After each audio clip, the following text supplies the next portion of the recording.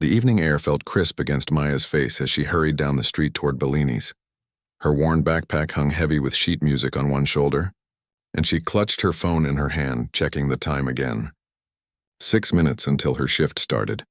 6 minutes to transform from aspiring musician to invisible server. The restaurant stood tall and proud among the upscale shops of the financial district, its gold lettering and warm lighting a beacon for the city's elite.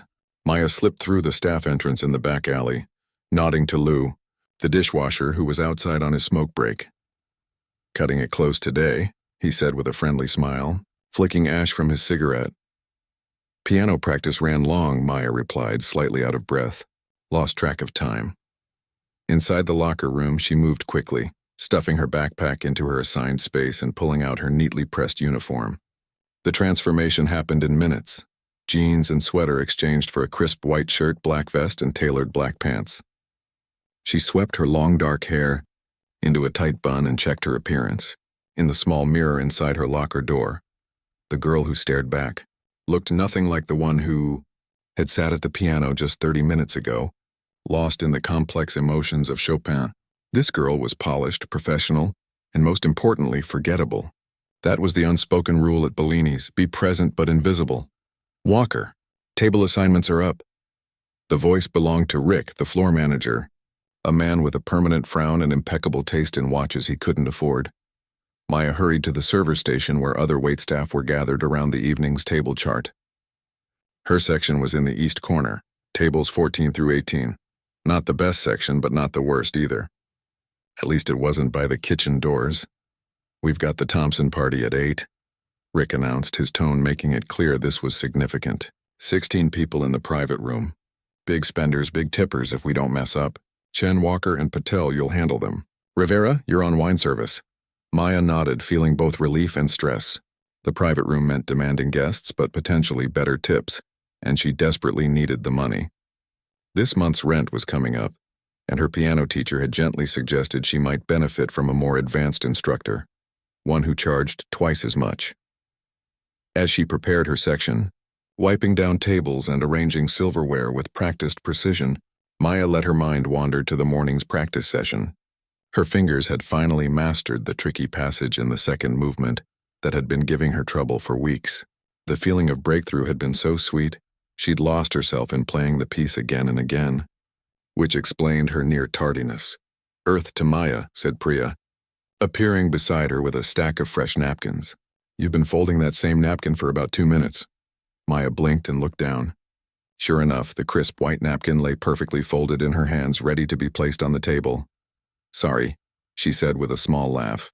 "Just thinking about that audition." Priya's eyes sparkled with interest.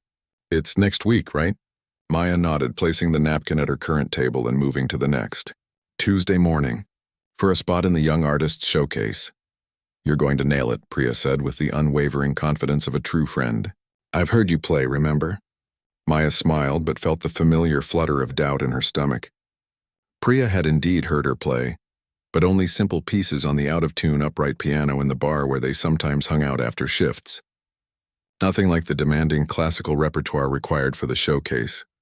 First customers called out gin from the host's stand, and just like that the evening began its familiar rhythm. For the next hour, Maya moved through her tasks with practiced efficiency. She smiled at the right moments, recommended the chef's special with just enough enthusiasm, and disappeared when conversations turned private. Her feet already ached in the mandatory black shoes with their pointed toes, but she'd grown accustomed to the pain. It was just another part of the job. At 7:30, Rick pulled her, Priya, and Dev aside for a briefing on the Thompson party. "Listen up. This is Howard Thompson's birthday dinner. He owns half the buildings in this neighborhood, including this one. His guests include the mayor, 2 state senators, and God knows who else. Everything must be perfect." Maya felt her shoulders tense. The higher the profile, the higher the expectations, and the higher the chance of something going wrong. They've requested a special menu, and each course will be served all at once. "Walker, you'll handle the east side of the table. Patel, west side. Chan, head and foot. Rivera will be in charge of keeping glasses full at all times." As Rick continued outlining the service details, Maya caught snippets of conversation from a nearby table. something about a charity gala and a performance that had been transcendent. Her ear always perked up at talk of music. And remember, these people don't want to see you fumbling or thinking. They want magic. Food appears, plates disappear, glasses never empty. Rick snapped his fingers for emphasis. Questions? They shook their heads in unison, and he dismissed them to prepare the private room. As they walked away, Dev whispered, "No pressure or anything." The Thompson party arrived precisely at 8, flooding the restaurant entrance with expensive perfumes and the soft rustle of designer clothing. Maya observed them from her position by the service station, noting the ease with which they occupied space. These were people who never questioned their right to be anywhere. Howard Thompson himself was a tall, silver-haired man with a commanding presence that seemed to pull the room toward him. His laugh carried across the restaurant as he greeted the host, hand resting casually on his wife's lower back. She was elegant in a simple black dress that probably cost more than Maya's monthly rent. Within minutes, they were escorted to the private room and the real work began. The next 2 hours passed in a blur of coordinated service. Maya moved efficiently around her assigned side of the table, placing dishes with precision, removing empty plates without interrupting conversation, anticipating needs before they were voiced. It was exhausting work that required complete focus, leaving no room for thoughts of music or auditions. The guests barely looked at her. To them, she was just another part of the restaurant's machinery, ensuring their evening ran smoothly. Occasionally, she caught fragments of their discussions, property developments, political campaigns, a new symphony hall being built downtown. That last bit caught her attention as she served the main course. A symphony hall just blocks from her tiny apartment. "The acoustics will be revolutionary," said a woman with a sleek bob and diamond earrings that caught the light with every movement of her head. The design team studied concert halls across Europe. "And the price tag reflects it," chuckled Thompson. "But the city deserves world-class arts venues. Speaking of which, have we confirmed the pianist for the opening gala?" Maya nearly fumbled the plate she was setting down. Her heart quickened at the topic so close to her dreams, even as her hands continued their work. "Waiting on confirmation from Chen Wei's manager," replied a younger man in a blue suit. "But we have a backup list if he can't make it." Maya finished serving and stepped back, wondering what it would be like to play in such a venue. The thought both thrilled and terrified her. At 26, she was already considered old to be breaking into classical performance. Most successful pianists had been recognized as prodigies in childhood, not working service jobs to make ends meet. As the evening progressed, and dessert was served, a dossier, delicate chocolate creation with gold leaf that cost more than Maya's grocery budget for the week, she noticed a young woman at the table who seemed different from the others. While everyone else was engaged in lively conversation, this guest sat quietly observing. Her eyes, unlike the others, actually saw Maya. When Maya leaned in to place her dessert, the woman smiled and whispered, "Thank you," with genuine warmth. The simple acknowledgement of her existence was so unexpected that Maya nearly replied with something more personal than the professional "my" pleasure that automatically left her lips. After the desserts were cleared and coffee was served, Maya overheard Thompson making a toast. "To new beginnings," he said, raising his glass. "To the symphony hall that will transform our city's cultural landscape, and to all of you who've helped make it possible." The words echoed in Maya's mind as she continued her work. New beginnings. How many times had she promised herself one, only to find herself trapped in the same cycle of barely making rent, squeezing in practice time between shifts, and watching her dreams slip further away. When the party finally left near midnight, Maya's feet were throbbing and her arms ached from carrying heavy trays. But the tips had been generous, enough to cover her rent with a little left over. Maybe even enough for one more lesson with the advanced teacher Priya had mentioned. As she changed back into her street clothes in the locker room, she pulled out her phone to check for messages. There was one from her mother asking how her day had been, and another from her piano teacher confirming their next lesson, the ordinary concerns of her real life. Maya looked at her reflection once more, now transformed back into herself. She untied her hair and let it fall around her shoulders, rubbed at the slight indentation the tight bun had left on her forehead. Somewhere between the server and the pianist was the real Maya, still trying to figure out how to bridge her two worlds. Outside, the night air had turned cold. Most restaurants and shops were dark now, but the city never truly slept. As she walked to the bus stop, Maya passed a music store with a beautiful grand piano displayed in the window. She stopped for a moment, her reflection ghostly against the darkened interior. Her fingers twitched at her sides, playing invisible keys, running through the audition piece in her mind. Despite everything, the long shift, the aching feet, the gulf between herself and people like the Thompsons, the music remained clear and true inside her. Tomorrow would bring another shift, another practice session, another small step toward a dream that sometimes seemed impossible. But tonight, walking home under the city lights, Maya allowed herself to imagine a different future, one where she was seen, truly seen, for what she could do with 88 keys in her two hands. 2 weeks had passed since the Thompson party, and Maya found herself once again rushing to Bellini's for her shift. This time, her lateness wasn't because of piano practice, but due to a frustrating meeting with the showcase organizers who had rescheduled her audition for the third time. "We've had an overwhelming response this year," the coordinator had explained with a plastered-on smile. "We need to adjust our schedule to accommodate everyone."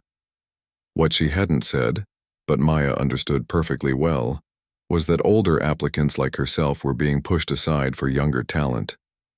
The showcase primarily featured musicians under 25, and at 26, Maya was already on the edge of their age limit. Each postponement felt deliberate, a subtle way of discouraging her participation. She pushed through the back door of the restaurant with 5 minutes to spare, nodding to Lou, who was, as always, enjoying his pre-shift cigarette. "Rough day?" he asked, noticing her expression. "Just the usual," Maya replied, attempting a smile that didn't quite reach her eyes. The locker room was buzzing with activity when she entered. Priya was applying a fresh coat of lipstick while Dev and Jin discussed something in hushed, excited tones. "What's going on?" Maya asked as she quickly changed into her uniform. Priya turned, her eyes wide. "You haven't heard? Anthony Torres is hosting a private event here tonight." Maya paused mid-button. "The music producer?" "The very same," Jin confirmed. "Apparently he's launching some new artist and wanted an intimate space for industry people."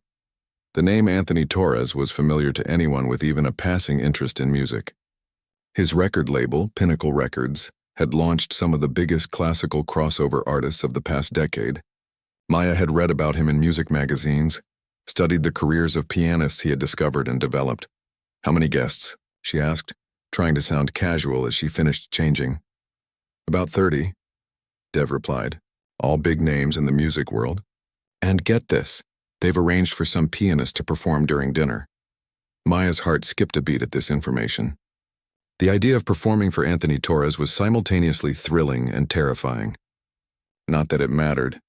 She would be serving drinks, not sitting at a piano. Rick burst into the locker room before she could respond, his face flushed with stress. "Meeting in the main dining room now. Everyone." They filed out quickly, joining the rest of the staff gathered around Rick, who was pacing and checking his watch repeatedly. "Listen up," he began, his voice tighter than usual. "Tonight is not just important. It's potentially game-changing for Bellini's. Anthony Torres and his guests are influential people who can put this place on the map in a whole new way." He paused for dramatic effect, looking at each server in turn. Every detail must be perfect, every glass spotless, every dish served at exactly the right temperature. "We've rearranged the dining room to accommodate a baby grand piano for their performer, so tables will be closer together than usual. Walker, Chen, Rivera, you're on the Torres party. The rest of you handle regular diners, but be prepared to jump in if needed." As the meeting broke up, Maya caught a glimpse of the dining room's new arrangement. The piano, a gorgeous Steinway with gleaming black finish, had been positioned near the windows, creating an intimate performance space surrounded by elegantly set tables. Her fingers itched at the sight of it. She'd only played on a Steinway once during a master class in college that she'd saved for months to attend. The touch, the tone, the responsiveness. It had been like driving a luxury car after years of pushing a rusty bicycle uphill. "Earth to Maya," Priya whispered, nudging her. Rick's still talking. Maya snapped her attention back to the manager, who was now reviewing the evening's special menu and wine pairings. She forced herself to focus, pushing away thoughts of the piano and what it would feel like to play it. The hours before the Torres party arrived passed in a blur of preparation. Maya polished glassware until it sparkled, memorized the special menu descriptions, and helped arrange the dining room to Rick's exacting standards. At 6:45, 15 minutes before the scheduled arrival, Rick gathered the servers assigned to the Torres party for final instructions. Remember, these people work with artists. They're used to temperamental, demanding personalities, which means they have high tolerance for drama, but low patience for incompetence. Don't give them reason to notice you unless it's for exceptional service. Maya and the others nodded, the pressure of the evening settling on their shoulders.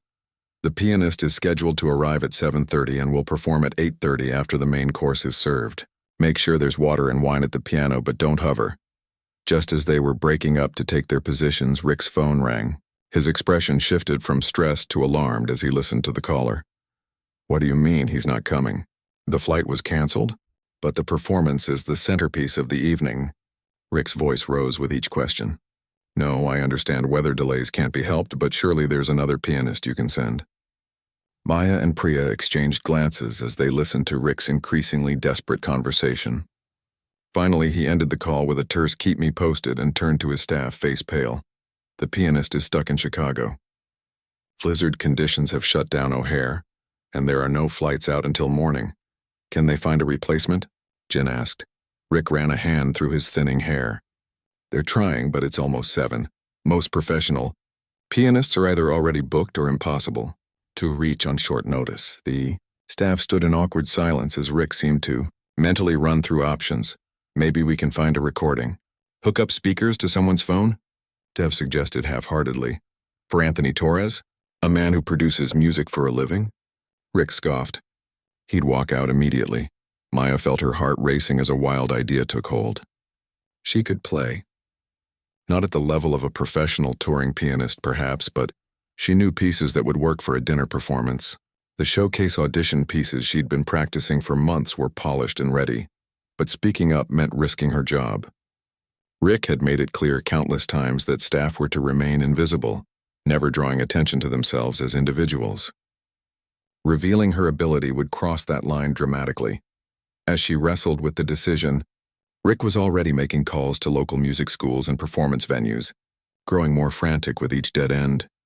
They're all either closed for the evening or can't reach anyone on such short notice, he reported after the 5th call. Torres and his guests will be here in 10 minutes and we have no pianist.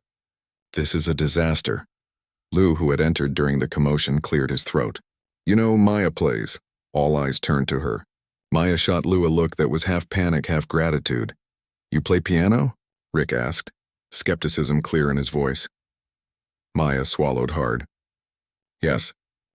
Like chopsticks and heart and soul or actual music? He pressed. The dismissive tone stung, but Maya kept her voice steady. Classical piano. I've been playing since I was 6, Rick laughed nervously. No offense, Walker, but we need a professional musician, not a hobby player. I have a degree in piano performance, Maya replied, her chin lifting slightly. And I've been preparing for an audition with the Young Artist Showcase. The surprise on Rick's face would have been comical in any other circumstance.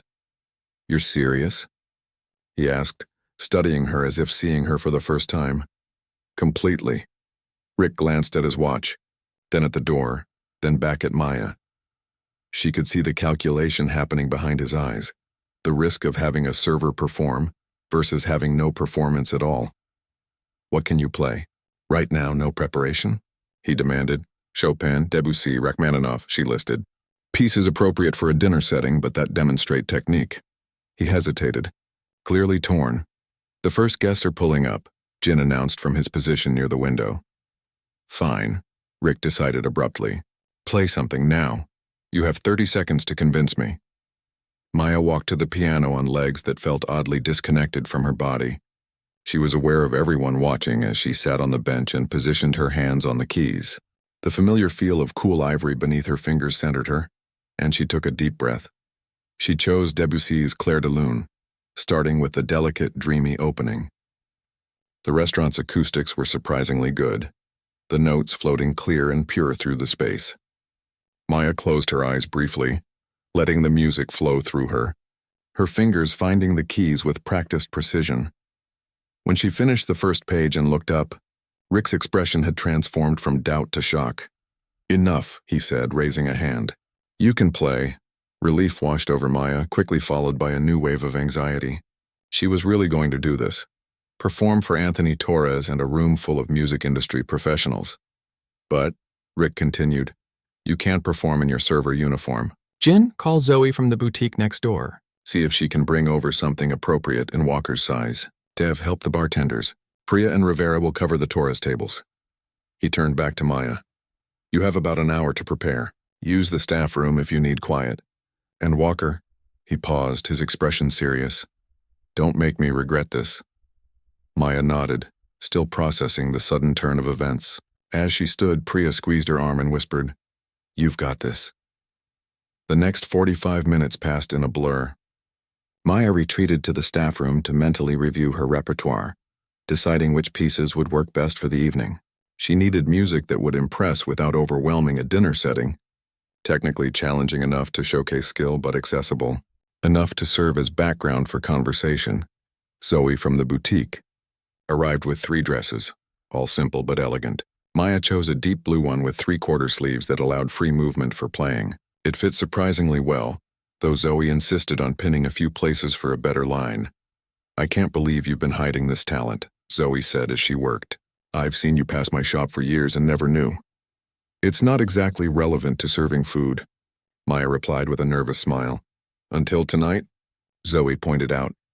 When Maya emerged from the staff bathroom in the dress, with her hair loosened from its tight bun and minimal makeup applied, even Rick seemed impressed.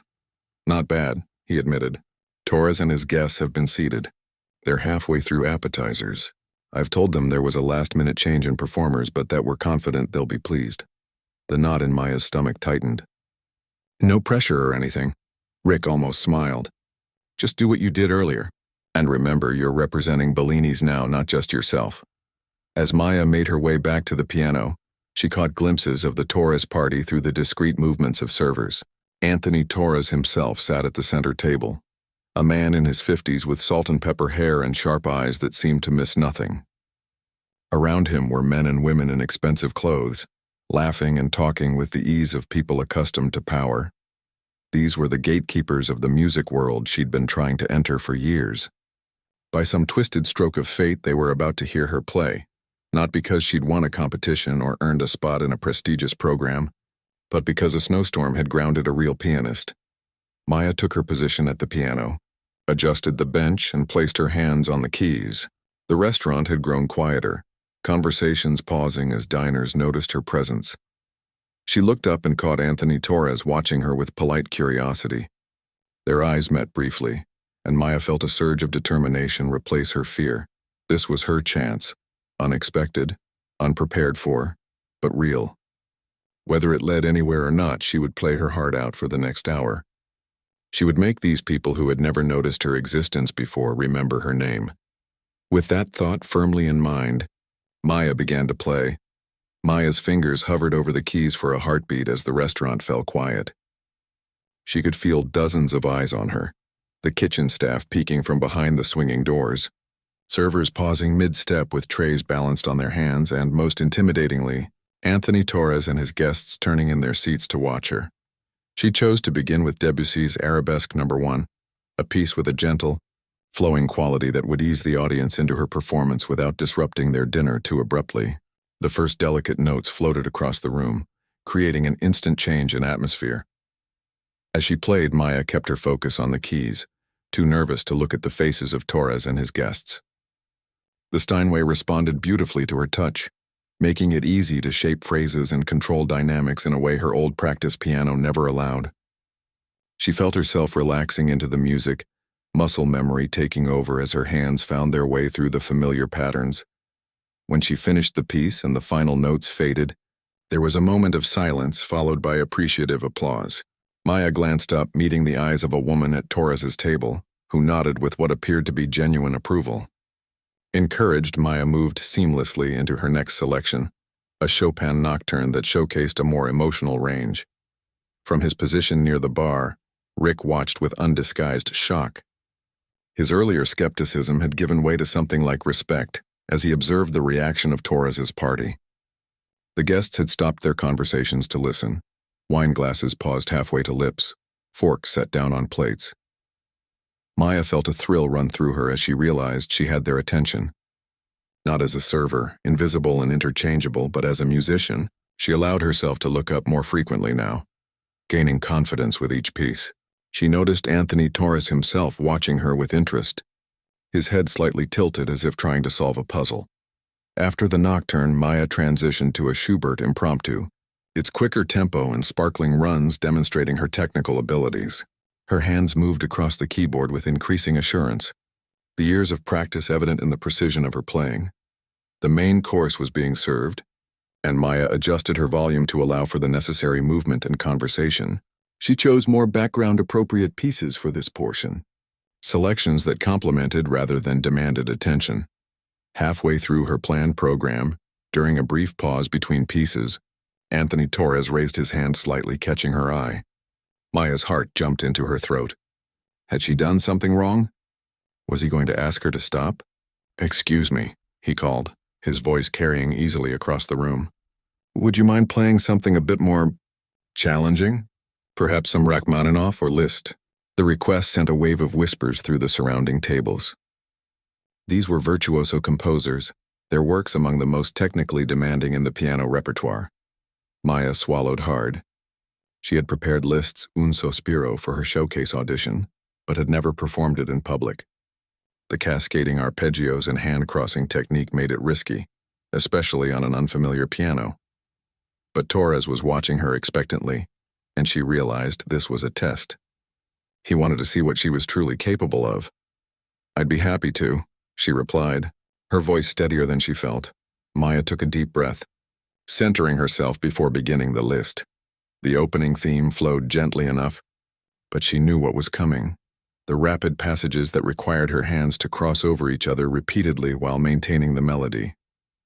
As she reached the first difficult section, she focused entirely on the music, forgetting the audience, forgetting where she was. Her world narrowed to just her hands and the keyboard. The notes flowed from her fingers with a fluidity that surprised even herself. When she finished the piece several minutes later, she was breathing as if she'd run a race. There was a moment of silence, then enthusiastic applause broke out, not just from Torres's table but from regular diners throughout the restaurant. Maya looked up to see Anthony Torres smiling. He leaned over to say something to the woman beside him, who nodded with interest. As the applause died down, Maya continued her performance with renewed confidence. For the remainder of the dinner service, she played a mix of impressive technical works and more atmospheric pieces, gauging the room's mood and adjusting accordingly. In the kitchen, the staff was buzzing with excitement. "That's Maya out there?" asked one of the newer cooks, peering through the service window. "The quiet one who never says much?" "The very same," Lou confirmed proudly, as if he'd had something to do with her talent. "Been working alongside a prodigy and never knew it." Priya was beaming as she collected dishes for her tables. "I told her she was good enough." "I told her." Even Rick seemed affected by the mood. His usual tight expression softened slightly as he directed service with less snapping than usual. As the dessert course approached, Maya's hands were beginning to tire. She'd been playing non-stop for nearly an hour, but the energy in the room kept her going. She noticed that even the servers were moving differently now, with a bounce in their step as if the music had lightened the usual burden of their work. For her final selections, Maya chose pieces that would leave an impression. She played Gershwin's Rhapsody in Blue, adapted for solo piano, its jazz-influenced rhythms and bold dynamics filling the restaurant with a distinctly American sound after the European classics she'd featured earlier. As the last chord of her final piece faded away, there was a heartbeat of silence before the room erupted in applause. Maya stood and gave a small, slightly awkward bow, unused to being the center of attention. Anthony Torres rose from his seat and approached the piano, his expression unreadable. Maya's heart pounded as he extended his hand. "That was unexpected," he said as they shook hands. "I was told there was a last-minute substitution, but no one mentioned we'd be getting a performance of this caliber." "What's your name?" "Maya Walker," she replied, trying to keep her voice steady. "And you work here?" "As a server?" There was no condescension in his question, just curiosity. Maya nodded. "Yes, for about 3 years now." Torres glanced back at his table, then returned his attention to her. That's quite a waste of talent, if you don't mind my saying so. Where did you train? I have a degree from the State University music program, Maya explained. But the practical realities of paying rent took priority after graduation. Torres nodded thoughtfully. A common story, unfortunately. Are you still actively pursuing music? Yes, Maya said firmly. I'm preparing for an audition with the Young Artists Showcase next week. Ah, the showcase. Good program, though their age restrictions are becoming problematic. Talent doesn't disappear after 25, contrary to what some in the industry seem to believe. He reached into his jacket and pulled out a business card. Call my office tomorrow. I'd like to hear you play in a proper setting.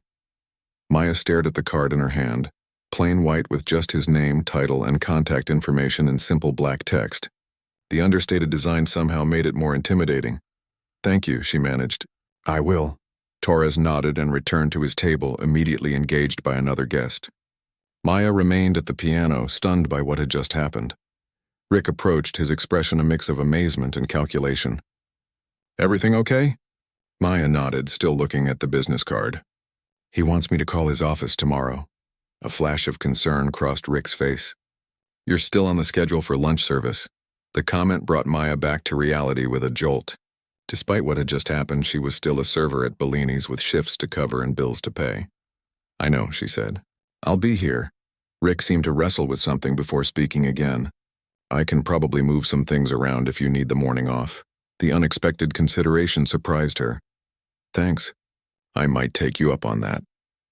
As Torres and his guests prepared to leave, Maya noticed many of them glancing her way, some with open curiosity, others with appraising looks that made her feel like a horse at auction. She returned to the piano and began to play softly again, giving herself something to focus on besides their scrutiny.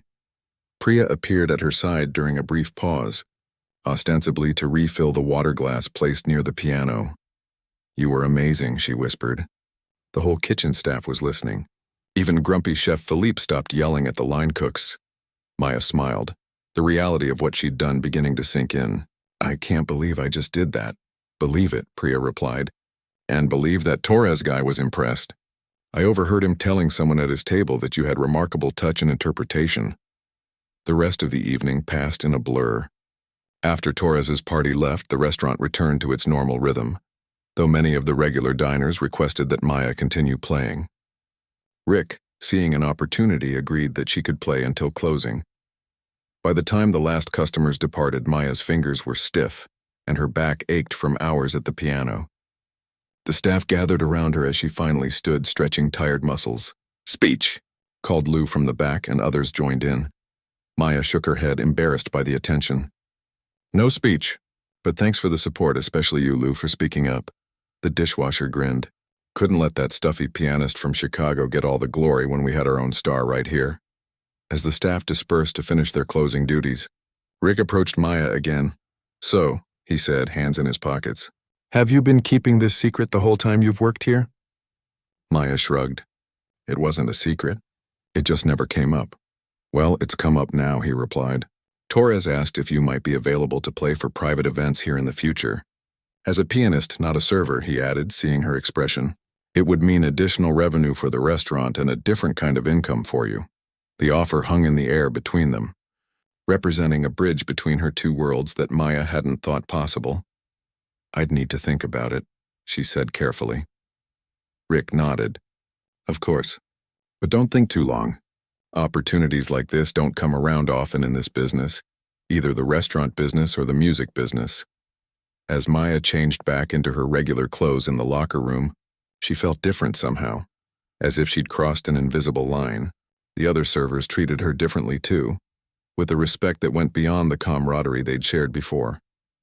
She carefully tucked Anthony Torres's business card into her wallet, still not entirely believing what had happened. Tomorrow she would call his office, and who knew what might come of it. But tonight, as she caught the last bus home, she allowed herself to simply feel the satisfaction of having been truly seen for the first time in years. Maya stared at her phone the next morning, Anthony Torres's business card on the table beside her. She'd been awake since 5, too nervous to sleep, going over every minute of the previous evening in her mind. Had she really played well? Or had Torres just been caught up in the novelty of a waitress who could play piano? Her tiny apartment was quiet except for the soft hum of the refrigerator and the occasional car passing on the street below. The old upright piano against the wall seemed to watch her, waiting. Just do it, she told herself, picking up the phone. She dialed the number on the card, half hoping it would go to voicemail. Instead, a crisp professional voice answered on the second ring. Pinnacle Records, Mr. Torres's office. Maya's mouth went dry. Hi, My name is Maya Walker. Mr. Torres asked me to call. I played piano at Bellini's last night. Ah, yes. Mr. Torres mentioned you'd be calling. The assistant's tone warmed immediately. He'd like to schedule an audition with you this afternoon if that's possible. Would 2:30 work? Maya glanced at the clock. It was just past 8. Yes, that works. Excellent. The address is 1440 Harbor Boulevard, 22nd floor. There's a security desk in the lobby. Just tell them you're here for Mr. Torres and show ID.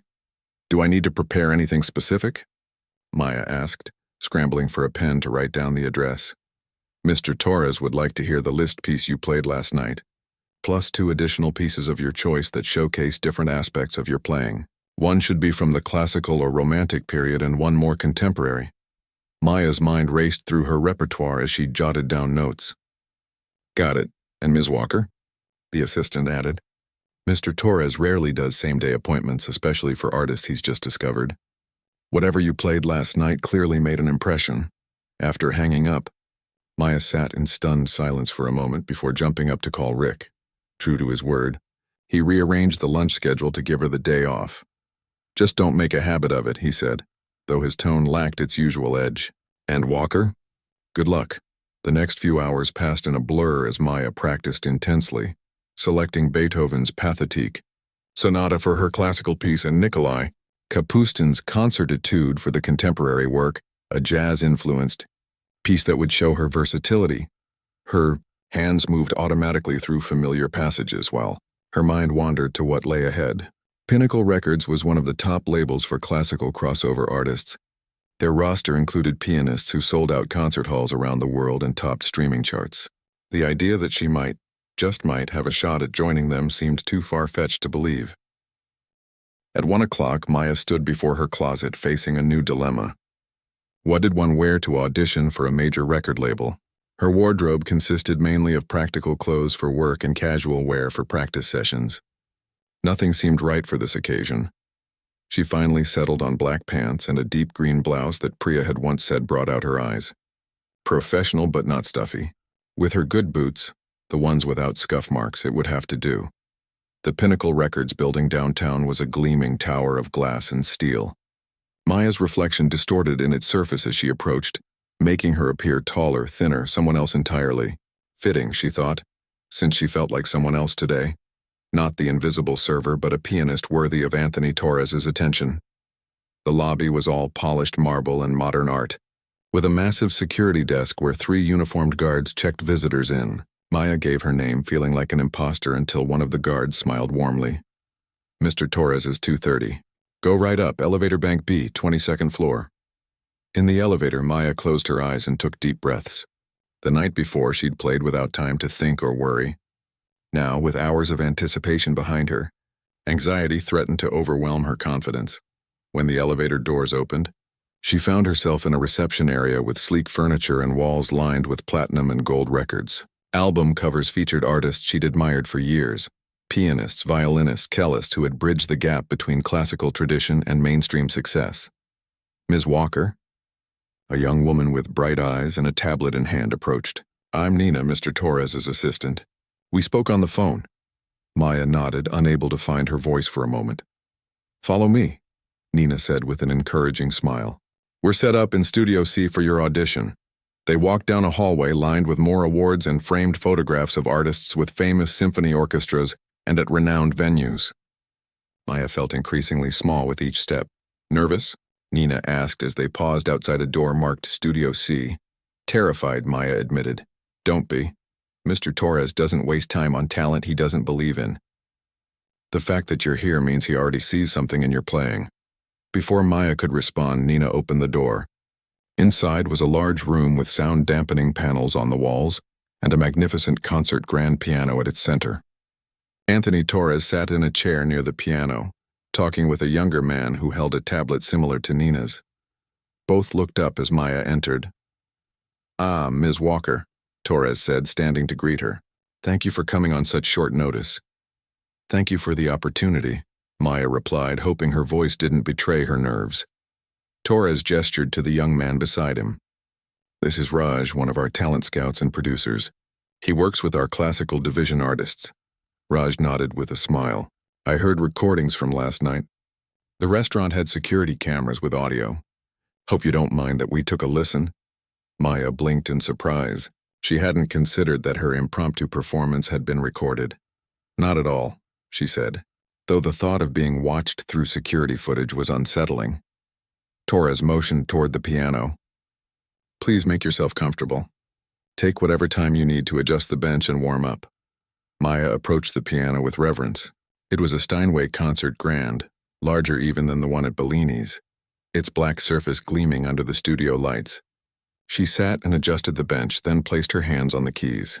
The cool ivory felt familiar, grounding her. She played a few scales and arpeggios, feeling the action of the keys and listening to the resonance of the instrument. This piano responded to the lightest touch, capable of both thundering fortissimos and whisper-soft pianissimos. "Whenever you're ready," Torres said, settling back in his chair. Maya took a deep breath and began with the Liszt piece from the night before. Her hands moved with more confidence today, the hours of morning practice evident in the clean execution of even the most challenging passages. As she played, she stole glances at Torres and Raj. They sat with neutral expressions, giving nothing away. Nina stood near the door, her head slightly bobbing to the music. When she finished the list, there was a brief silence before Torres nodded. "The Beethoven next, please." Maya moved directly into the Pathétique, its dramatic opening chords filling the studio with sound. She felt herself sinking into the music, momentarily forgetting where she was and why. This was what she loved most about playing, the complete absorption in something outside herself, the communication of emotions through a language beyond words. The final movement of the sonata, with its flowing melody and rhythmic drive, had always been her favorite to play. She leaned into the emotional shifts, from tender moments to triumphant passages, feeling the piano respond to every nuance of her touch. When she concluded the Beethoven, Torres and Raj exchanged a look before Torres said, "And your contemporary piece?" Maya launched into the Capistan, a technical showpiece that blended classical virtuosity with jazz harmonies. Her fingers flew across the keys in syncopated patterns, the rhythmic complexity a stark contrast to the romantic work she'd just played. As the final notes faded, Maya sat still, hands resting in her lap, waiting. The silence stretched for several seconds before Torres spoke. "That was remarkably assured playing. Ms. Walker, you have excellent technique, which isn't surprising given your training. But what interests me more is your musicality, your ability to communicate emotion through your playing." Maya exhaled slowly. "Thank you. May I ask why you're working as a server instead of pursuing music full-time?" Torres leaned forward, genuinely curious. "With your level of talent, it seems an unusual choice." Maya gave a small, rueful smile. "It wasn't a choice, exactly. After graduation, I tried the competition circuit, applied for grants, looked for teaching positions. But without connections or competition wins, doors didn't open. Eventually, I needed to pay rent." Torres nodded thoughtfully. "The classical music world can be insular and unforgiving, especially to those without pedigree or prodigy status." How old are you now? 26. "Which makes you ancient by some ridiculous industry standards," Torres said with a hint of disgust.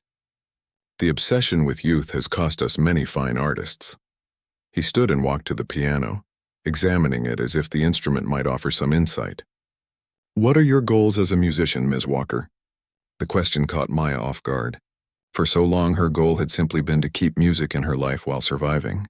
"I want to play," she said finally, "for audiences who connect with the music the way I do.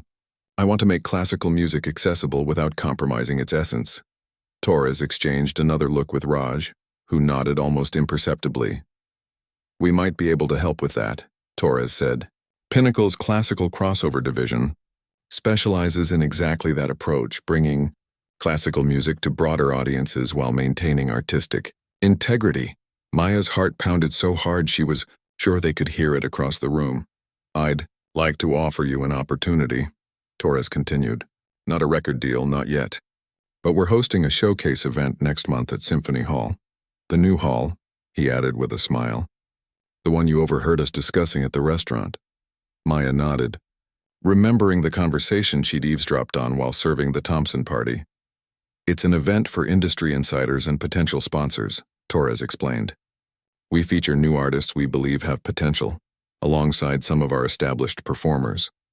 I'd like you to play a 15-minute set." "A 15-minute set," Maya repeated, trying to process what he was saying. "At Symphony Hall." "Yes.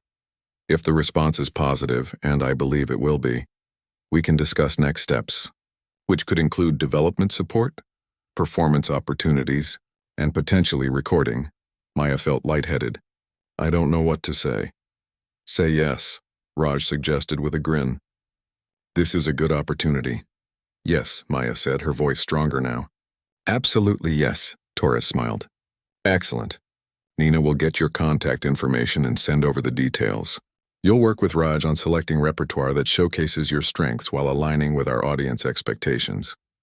As if in a dream, Maya followed Nina back to the reception area to complete paperwork and exchange contact information.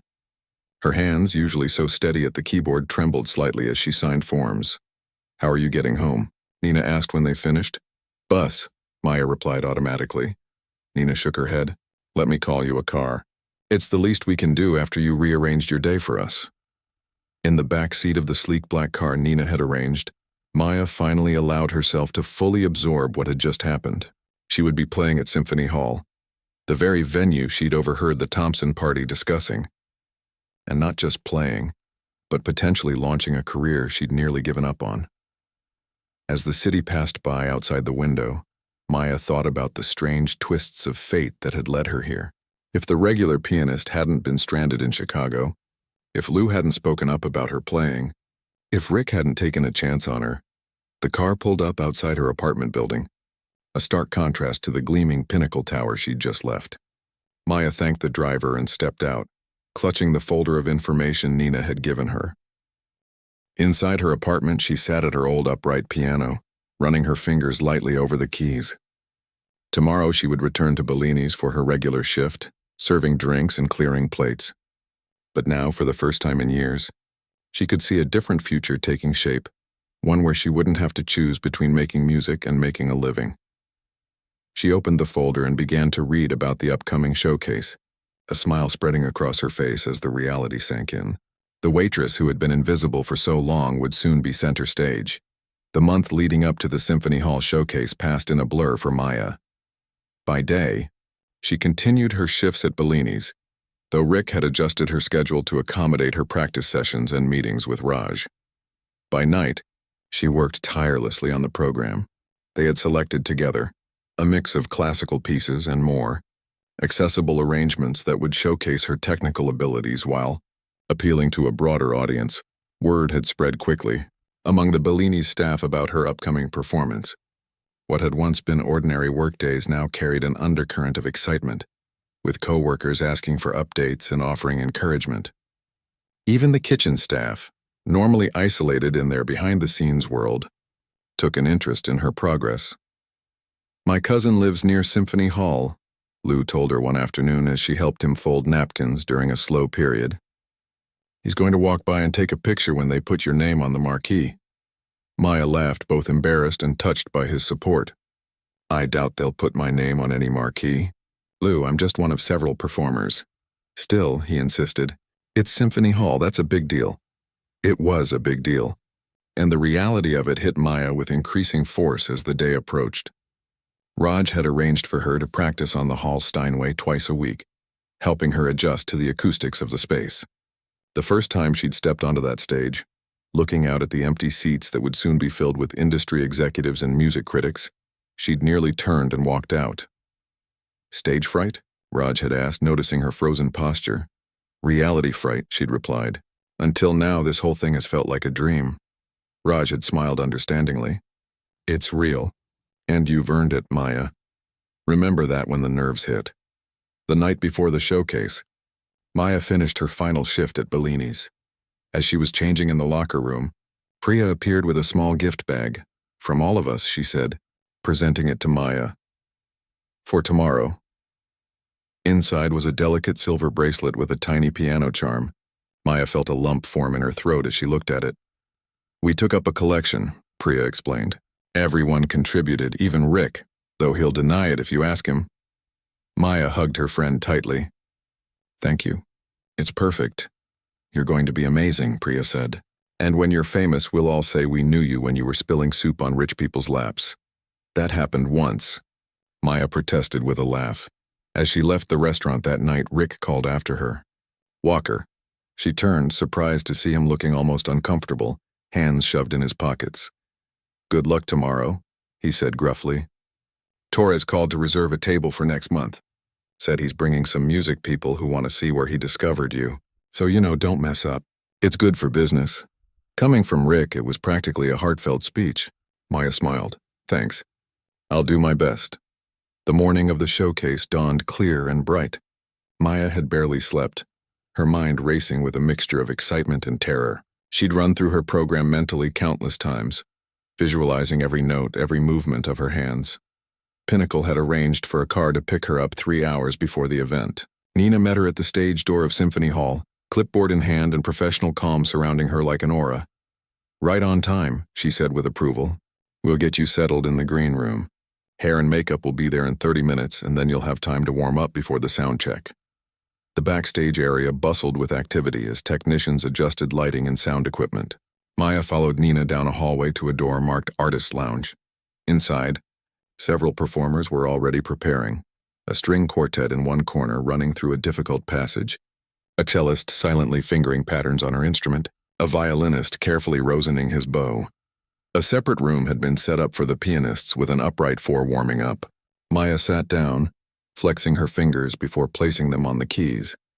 The familiar routine of scales and arpeggios helped center her, pushing away the butterflies that had taken up residence in her stomach. A young woman appeared with a makeup kit and a friendly smile. "You must be Maya. I'm here to make you stage ready." An hour later, Maya barely recognized herself in the mirror. Her hair had been styled in soft waves, her makeup subtle but enhancing. The dress Pinnacle had provided, a deep blue gown with a subtle shimmer, made her look like someone who belonged on that prestigious stage. "5 minutes until your sound check. Ms. Walker," a stagehand called through the door. Walking onto the Symphony Hall stage for the final preparation felt surreal. The hall was mostly empty except for technicians and a few Pinnacle staff, including Raj, who gave her an encouraging thumbs up from the third row. "Play a bit of each piece so we can check levels," the sound engineer instructed. "Don't worry about playing all the way through." Maya nodded and began with the opening of her first selection, Chopin's Ballad No. 1, a piece that showcased both delicacy and power. The magnificent acoustics of the hall carried each note clearly to the back row. After running through snippets of her program, Maya returned backstage to wait. Other performers chatted quietly or kept to themselves, each dealing with pre-performance nerves in their own way. As the time approached, Maya slipped the silver bracelet from her friends onto her wrist. It caught the light as she moved her hand, a tangible reminder of the support behind her. The showcase began at precisely 7 o'clock. From backstage, Maya listened as Anthony Torres welcomed the audience, explaining the purpose of the event, to introduce promising new artists and highlight emerging trends in classical crossover music. One by one, the performers took the stage. The string quartet went first, followed by the cellist, each receiving appreciative applause. Maya was scheduled fourth in the program with 10 minutes to wait. Those 10 minutes stretched like hours. She paced quietly in the wings, running through the opening of the Chopin in her mind, feeling her fingers move through the patterns even without a keyboard beneath. To them, "Maya Walker, you're next," the stage manager whispered, clipboard in hand. "Ready?" Maya nodded, took a deep breath, and moved to the entrance of the stage. She could see the gleaming Steinway waiting for her, lid raised to project the sound to the full hall. "Our next performer comes to us with an unusual story," Torres was saying to the audience. "Just over a month ago, She was serving dinner at a restaurant when fate intervened in the form of a snowstorm that stranded our scheduled pianist. What followed was one of the most unexpected and moving performances I've witnessed in years. He gestured toward the wings. Please welcome to the Symphony Hall stage Maya Walker. The applause washed over her as she walked out, the bright lights momentarily disorienting. She found her way to the piano, adjusted the bench, and looked out at the audience. The hall was full, hundreds of faces looking back at her with curiosity and anticipation.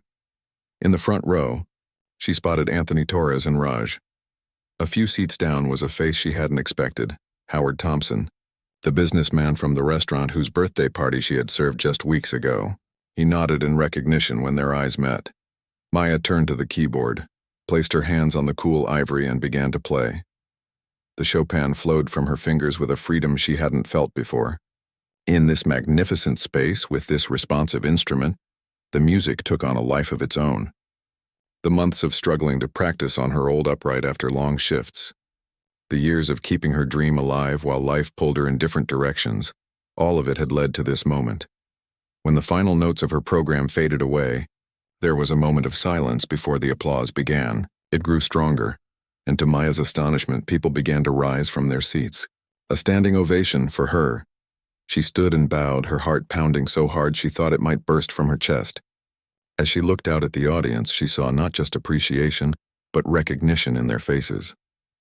They had seen her, truly seen her, not as a server or background figure, but as an artist with something valuable to share.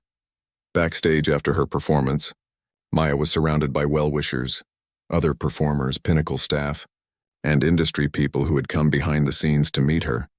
She accepted their compliments in a daze, still riding the high of the performance. Anthony Torres found her amid the crowd. That was exceptional, Maya, even better than I'd hoped. Thank you, she managed, her voice thick with emotion. For everything, he smiled. This is just the beginning. Raj will talk to you about next steps, but I wanted you to know. We'd like to sign you to a development deal. Studio time, coaching, and a series of smaller performances leading to a full recital tour next year. Maya stared at him, struggling to process his words. A development deal? It's what we offer artists we believe in, he explained. Not just a one-off opportunity, but a path to building a sustainable career. A sustainable career. Making music. The word she'd dreamed of hearing for so long. There's someone else who wants to speak with you, Torres added, gesturing to where Howard Thompson stood waiting nearby. Mr. Thompson, Maya greeted him, surprised. I didn't expect to see you here.